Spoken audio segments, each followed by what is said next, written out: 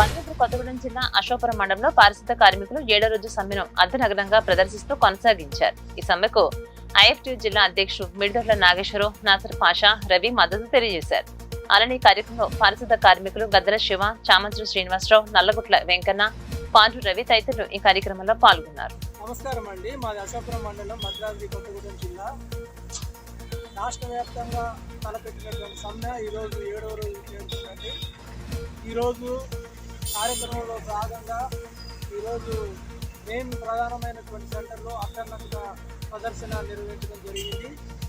ప్రభుత్వం ఇకనైనా మా గ్రామ పంచాయతీ సమస్యలు విని త్వరగా పరిష్కరించాలని మేము మనం చేస్తూ ఉన్నామండి. అది ప్రధానమైనటువంటి న్యాయమైనటువంటి సమ్మె అండి. ప్రభుత్వం మాకు త్వరగా దిగి వచ్చి చర్చలు పిలిచి మాకు తగిన న్యాయం కోరుతా ఉన్నాం.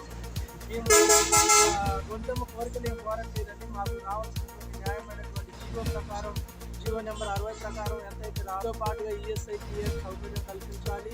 పండుగ సెలవులు, ఆదివారం సెలవులు కూడా మాకు కల్పించాలి.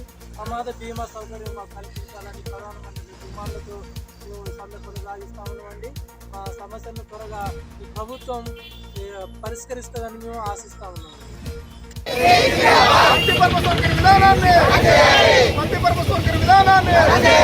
జీవో నెంబర్ 60 ప్రకారం వేతనాలను